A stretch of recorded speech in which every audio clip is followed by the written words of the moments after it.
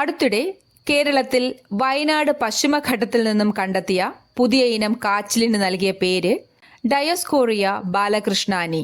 പ്രശസ്ത സസ്യശാസ്ത്രജ്ഞനായ doctor V ബാലകൃഷ്ണനോടുള്ള ബഹുമാനാർത്ഥമാണ് ഈ പേര് നൽകിയത്.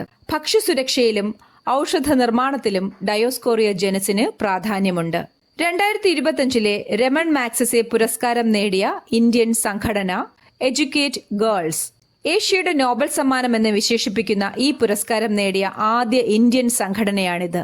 2007 സഫീന ഹുസൈൻ സ്ഥാപിച്ച ഈ സംഘടന പെൺകുട്ടികളുടെ വിദ്യാഭ്യാസത്തിനാണ് ഊന്നൽ നൽകുന്നത്. വിദ്യാഭ്യാസ മേഖലയിൽ ലോകത്താദ്യമായി ഡെവലപ്മെന്റ് ഇമ്പാക്ട് ബോണ്ട് എന്ന നൂതന സാമ്പത്തിക മാതൃക നടപ്പിലാക്കി. 2025 ലോക ബാഡ്മിന്റൺ ചാമ്പ്യൻഷിപ്പിൽ വെങ്കല മെഡൽ നേടിയ ഇന്ത്യൻ പുരുഷ ഡബിൾസ് സഖ്യം സാത്വിക് സായ് രാജു റെങ്കിറെഡ്ഡി, ചിരാഗ് റെഡ്ഡി. പാരീസിൽ വെച്ചായിരുന്നു 2025 ലോക ചാമ്പ്യൻഷിപ്പ് നടന്നത്. ലോക ചാമ്പ്യൻഷിപ്പിൽ ഈ സഖ്യത്തിന്റെ രണ്ടാമത്തെ മെഡലാണിത്. ഈ മെഡൽ നേട്ടത്തോടെ 2011 മുതൽ നടന്ന എല്ലാ ലോക ബാഡ്മിന്റൺ ചാമ്പ്യൻഷിപ്പുകളിലും ഇന്ത്യ മെഡൽ നേടിയെന്ന റെക്കോർഡ് നിലനിർത്തി.